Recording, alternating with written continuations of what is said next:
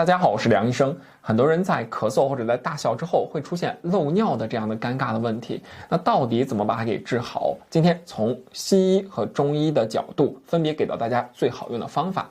首先，西医上讲呢，最多见的原因呢，是因为盆底肌的松弛，多见是女性，尤其是呢生完小孩的女性呢，因为骨盆底部的这个肌肉呢过于松弛了，就会导致漏尿的问题出现了。那该怎么办呢？有一个专门锻炼的方法叫做凯格尔运动。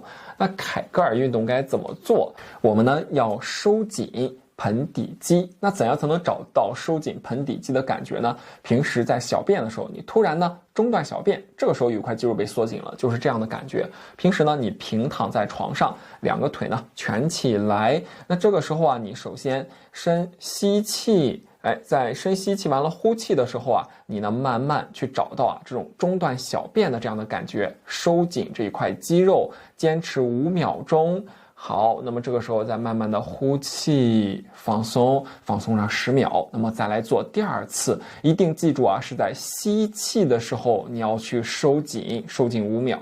呼气的时候呢，你就要放松了。那么连续做10组，每天坚持，就有非常好的来去治疗盆底肌松弛漏尿的这样的问题。但是呢，如果说呢你持续的漏尿，甚至出现尿失禁这样的情况，一定呢还是要去医院里面检查一下，看看有没有可能是其他疾病导致的。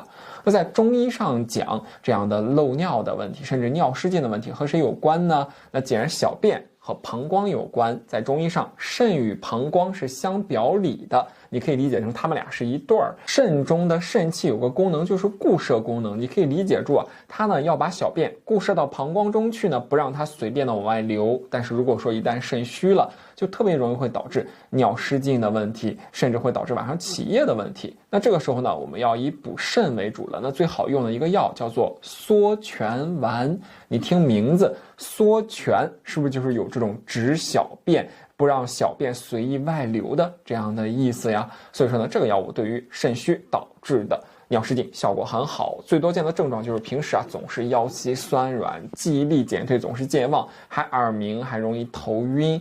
如果呢你是偏阳虚一点的，你可以再加上一点像金匮肾气丸，那就是怕冷手脚冰凉这样的人。如果呢你说是偏阴虚，就是手心脚心发热，心里面烦躁，到了晚上还盗汗，你可以加上一点6味地黄丸。那么除了和肾有关之外呢，还和脾有关。那如果你脾虚的厉害，我们的中期下陷也会导致这样的问题。那最多见的就是平时浑身没劲儿，少气懒言，谁也不爱搭理，并且呢大便还不成形，食欲还特别差，吸收消化的功能都不是很好，一身舌头两边全是有齿痕。那你可以用补中益气丸加上缩泉丸。最后呢，如果你是经常一咳嗽，或者是一使劲说话的时候会出现这样的问题，还有呢就是平时感觉这个喘气都有点胸闷，说话也没劲儿，少气懒言，不愿意和别人说话，甚至经常容易感冒，身上容易出自汗这样的问题，那你可以补一补肺气。那肺呢为水上之源，那你可以用玉屏风颗粒再加上缩泉丸就可以了。